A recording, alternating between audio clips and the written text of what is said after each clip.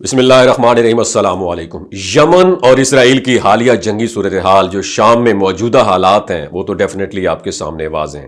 جولانی نے نہ تو اسرائیل کے خلاف لڑنا ہے اور نہ ہی کسی اور کے خلاف لڑنا ہے۔ یہی وجہ ہے کہ لڑائی کس نے کرنی ہے اور کس نے نہیں کرنی، یہ معاملہ اب ڈیفینیٹلی واضح ہو چکا ہے۔ اور اس وقت کی تازہ ترین صورتحال دوستو یہ ہے کہ یمن نے اسرائیل پر ایک بہت بڑا اور تباہ کن اٹیک کر دیا ہے۔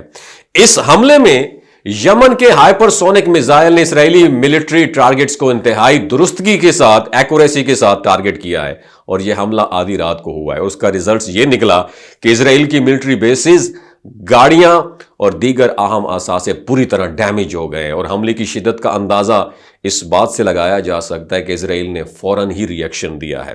یمن کے حملے کے صرف 1 گھنٹے بعد اسرائیلی جنگی طیارے یمن پر اٹیک کرنے کے لیے روانہ ہو گئے، اور اسرائیل نے یمن کے مختلف علاقوں کو نشانہ بنایا اور بڑے پیمانے پر تباہی مچائی۔ اور یہ اسرائیل کا ہمیشہ سے طریقہ رہا ہے کہ وہ فوری جواب دیتا ہے، اور یمن کی جانب سے یہ حملہ اسرائیل کے خلاف اب تک کے سب سے زیادہ تباہ کن حملوں میں سے ایک تھا۔ اسرائیل کی ایئر فورس بھی اس حملے کے بعد ہل کر رہ گئی، اور اسرائیل کے لیے یہ حملہ اتنا ان ایکسپیکٹڈ تھا کہ ان کی ڈیفنس فورسز نے فوری تحقیقات کا آغاز کر دیا، اور ان کا سوال یہ تھا کہ یمن کے اس میزائل کو انٹرسیپٹ کیوں نہیں کیا جا سکا؟ کیا کوئی نیا اور جدید قسم کا میزائل تھا؟ اور یمن کے اس حملے نے نہ صرف اسرائیل بلکہ امریکہ کو بھی پریشان کر دیا۔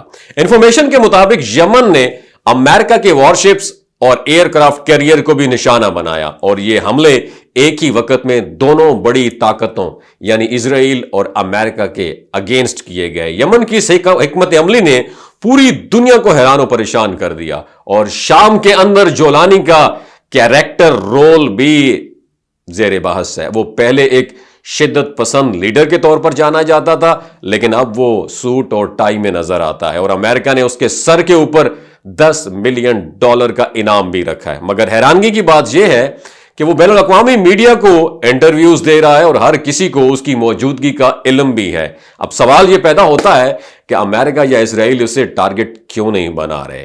یمن اس وقت اسرائیل کے خلاف سب سے زیادہ مؤثر طاقت کے طور پر ابھرا ہے، اور اسرائیلیوں کے ملٹری نیٹ ورک کو یمنیوں نے ڈیمیج کر کے رکھ دیا ہے۔ ان کے جاسوس کو پکڑ لیا گیا ہے، اور کچھ کو تو ہلاک بھی کر دیا گیا ہے۔ اسرائیل کے اندر اس وقت ایک خوف کی فضا ہے۔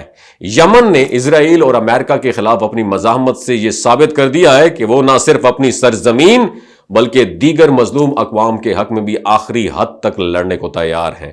اسرائیل اور امریکہ کے لیے یمن کی یہ جنگ ایک بڑی آزمائش بن چکی ہے۔ دوستو، اس بارے میں آپ کیا کہتے ہیں؟ نیچے کامنٹ سیکشن میں ضرور بتائیے گا کہ کیا یہ جنگ یمن جیتے گا یا اسرائیل جیتے گا، اور جولانی کا اس میں کیا رول ہوگا؟ نیچے کامنٹ سیکشن میں بتائیے گا۔ اپنا بہت خیال رکھیے گا۔ اللہ حافظ۔